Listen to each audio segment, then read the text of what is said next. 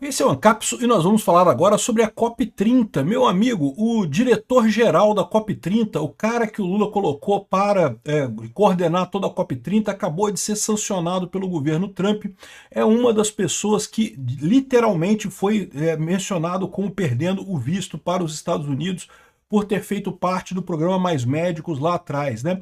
Então, assim, o Marco Rubio sancionou todo mundo que participou do programa, mas mencionou duas pessoas específicas nessa lista, né? Um deles é o coordenador da COP30. Lembra que hoje o Lula falou que mandou uma carta convidando o Trump para a conferência em Belém. E a resposta do Trump foi sancionar o cara que era o coordenador do Lula na COP30, que é um cara que violou direitos humanos. Lembra, qualquer pessoa que tenha participado do Mais Médicos em qualquer ponto do governo está sancionada por essa medida, né? E isso é só mais uma coisa para somar no tamanho do fracasso que parece que vai acontecer na COP30 este ano. Vamos entender esse caso aqui. Já tem um monte de país diminuindo delegação ou falando que não vai por causa do preço da hospedagem, coisa e tal, um monte de problemas. E a questão dos patinetes lá em Belém, coisa e tal. Vamos falar sobre esses assuntos todos. Essas notícias foram sugeridas por um corno lá de Mossoró, ginecologista da Janja e várias outras pessoas. Obrigado aí ao pessoal que sugeriu notícias lá no nosso site, no visãolibertaria.com. E obrigado a você que está assistindo o nosso vídeo. Se você gosta do nosso conteúdo, por favor, deixa o seu like, se inscreva aqui no canal, né? Pois bem, olha que coisa curiosa, né? O Lula hoje disse que mandou uma carta para o Trump convidando ele para a conferência em Belém, né? O Trump já falou que não vai, ele já cancelou a participação dos Estados Unidos no Acordo de Paris, que é o acordo que faz essas COPs e coisa e tal. Por quê? Porque é um acordo totalmente sem sentido, né? É uma idiotice. Como eu falo para vocês, negócio de mercado de carbono, mercado de externalidade não existe, meu amigo, porque a externalidade é infinita. Você pode produzir externalidade sempre que você quiser. Essa ideia de que não vamos fazer um mercado de carbono e coisa e tal, não resolve problema nenhum, não vai resolver problema nenhum. Jamais teria como resolver. O que acontece nesses casos é fraude, né? Porque vira, na verdade, um negócio de papel. Um monte de empresas carimbando o papel, dizendo que está gerando tal coisa, ou está consumindo carbono e não sei o que lá. Enfim, essa palhaçada toda do Acordo de Paris e coisa e tal, e da esquerda mundial com isso, é justamente o que deu origem às COPs, né? As várias COPs que tem por aí, todo ano tem uma COP em algum lugar, né? E daí, esse é o ponto. O Trump já saiu do Acordo de Paris, não tem interesse nenhum em continuar com essa palhaçada que não tem sentido nenhum de mercado de carbono e coisa e tal. Inclusive, eu estou para fazer um vídeo sobre o fato de que os Estados Unidos têm feito leis agora para estimular as pessoas a usar petróleo, né? Olha que coisa bacana. Eu acho que é isso mesmo. Solução para o eventual aquecimento do planeta Terra tem que ser feita via tecnologia, não sobre ação estatal. A ação estatal é sempre sobre controle, sobre roubar a sociedade e principalmente roubar os mais pobres, né? Então, bem, o Lula mandou essa cartinha para o Trump. Eu já falei no vídeo mais cedo hoje, o Trump, na verdade o Marco Rubio, né, indicou a revogação de vistos e restrições em oficiais do governo brasileiro e oficiais da OFAM, que é a Organização da Saúde da América Latina, que justamente falava sobre, que foi quem autorizou o programa Mais Médicos, né, que estavam envolvidos no programa de exportação de trabalho do regime cubano, né, ou seja, em trabalho escravo, que de fato é isso que era o Mais Médicos, era trabalho escravo, a gente sempre falou isso desde aquela época, é um absurdo isso, né? Enfim, ele falou de todas as pessoas envolvidas nisso, mas revogou especificamente o Mozart Júlio Tabosa Salles, que é o braço direito do atual ministro da Saúde no governo Lula, e também do Alberto Kleiman, que é o chefe da COP30. O Alberto Kleiman é esse rapaz aqui.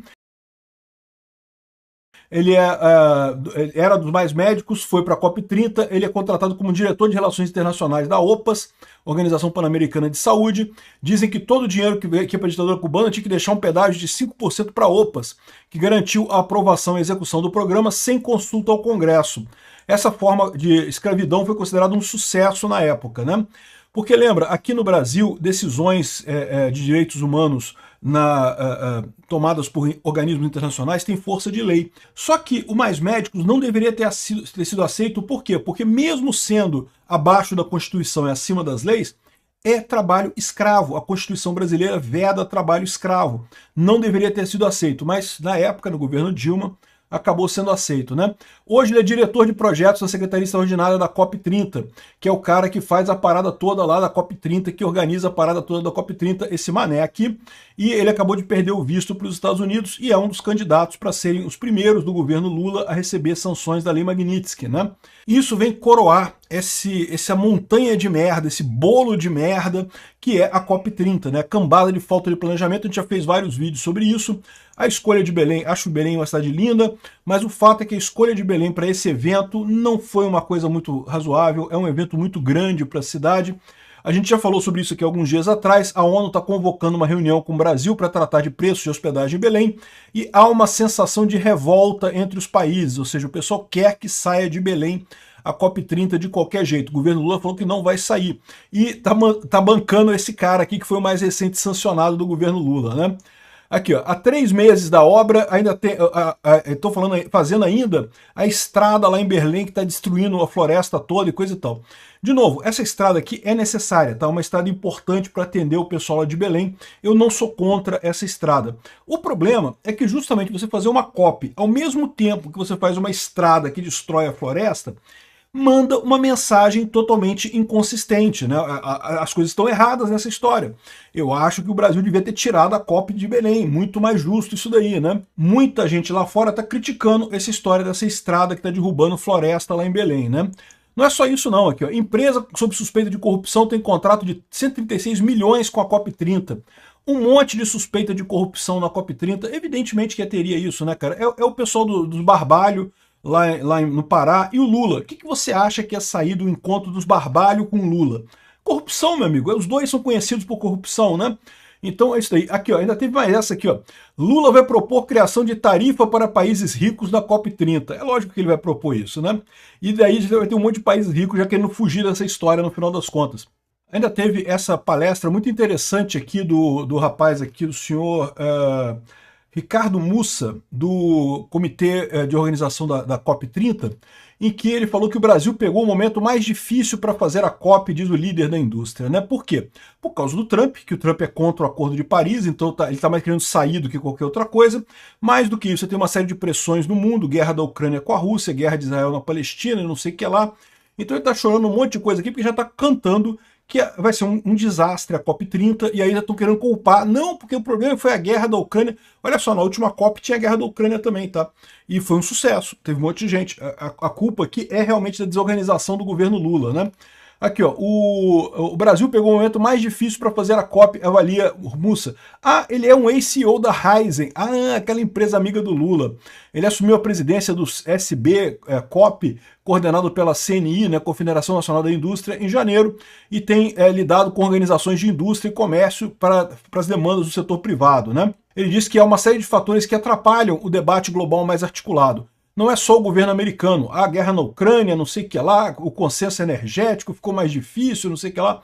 O que ele está querendo dizer aqui? Tá todo mundo cagando para a COP30, essa é a verdade. E aí ainda botaram um lugar que é tudo caro, que nada funciona e coisa e tal. É isso, essa que é a situação no final das contas, né? E ele falou aqui ainda que esse ano pretende entregar 3 propostas da iniciativa privada para os chefes de Estado. Mas vamos ver o que vai levar isso aqui. Mas metade das indústrias não está nem aí para a COP, já está ignorando completamente pela COP, né? Aqui, ó, o interesse de industriais pela COP30 não está tão alto assim. Uma pesquisa divulgada pelo CNI mostra que quase metade da indústria tem pouco ou nenhum interesse nos assuntos da COP. Porque é lógico, não tem nada a ganhar com isso, né?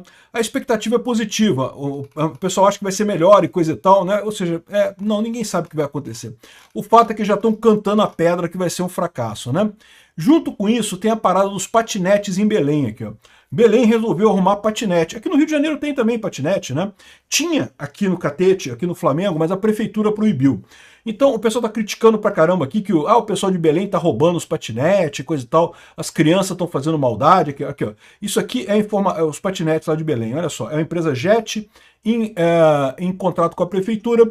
Aqui, ó, vale a informação, ao contrário do que muitos estão falsamente afirmando, os patinetes que começaram a circular recentemente foram adquiridos pela prefeitura de Belém através de parceria com a empresa Jet, sem nenhum custo para os cofres públicos. Então, peraí, Se não tem nenhum custo para os cofres públicos, o que a Prefeitura de Belém está fazendo nessa história? Não precisa, pô. A empresa privada vai lá e bota o patinete e acabou. Se tem a Prefeitura no meio, é porque tem dinheiro público nessa história. Então, ponto final. Tem dinheiro público? Tem dinheiro público nesses patinetes, né? Aqui, na ânsia de criticar, algumas pessoas acabam espalhando desinformações e coisa e tal. E, de novo, eu sou a favor do patinete, tá? Acho muito bacana o patinete. Aqui no Rio ajudava bastante. Cheguei a usar várias vezes para caçar Pokémon aqui no Rio, patinete, na época que tinha na minha cidade. Então, eu vou avisar pro pessoal de Belém. Tá circulando um monte de coisa, de gente roubando patinete, coisa e tal. Isso é previsto, gente. Já tem toda a parte do encalhe aí dessa coisa de roubo e coisa e tal. Infelizmente, sempre vai ter um ou outro que vai roubar e coisa e tal. À medida que o pessoal se acostumar com o patinete, vão dar mais valor para ele e vão parar de roubar. A questão não é essa. O risco que vocês correm aí de Belém é a prefeitura. Não são os ladrões de patinete. O problema é a prefeitura. Igual fizeram aqui no Flamengo, proibiram o patinete por aqui, agora não pode mais. Lá no Leblon, em Ipanema, pode patinete ainda. Aqui não pode mais. Por que isso? Porque a prefeitura estava chateada que as pessoas estavam usando o patinete ao invés dos ônibus. Não tem que usar os ônibus, que é do nosso amiguinho, o Barata, que é o dono das empresas de ônibus tudo aqui no Rio de Janeiro. Tem que ajudar o Barata, tem que comprar passagem de ônibus, não pode usar patinete aqui no Rio, não. Pois é, os bairros perto do centro, que o pessoal estava pegando patinete para ir para trabalhar ao invés de pegar o ônibus, eles proibiram o patinete por aqui, né? Ficou só lá em Ipanema, Leblon e coisa e tal. Um absurdo esse tipo de coisa. Então, aviso para o pessoal de Belém. Muita gente está reclamando de roubo de patinete. Tem aqui um monte de coisa aqui do pessoal aqui, ó. Estão botando para vender patinete, vende-se patinete, coisa e tal. Algumas pessoas vão fazer isso aqui. O outro cara aqui tá achando o patinete, que alguém escondeu o patinete não sei aonde aqui, ó. O patinete está escondido debaixo de um lençol aqui num canto aqui, ó. Esconderam o patinete aqui num canto aqui debaixo de um lençol. Sim, tem pessoas que roubam o patinete. Aqui, botaram o patinete no meio do nada aqui, no meio de um rio aqui, ó. Só de sacanagem, né? O cara não ganhou nada com isso. Só pra sacar, espírito de porco mesmo, sabe, né? Mas olha só, esse tipo de coisa acontece em tudo quanto é lugar. Acontece lá em Belém, acontece aqui no Rio de Janeiro, acontece em São Paulo, acontece em tudo quanto é cidade.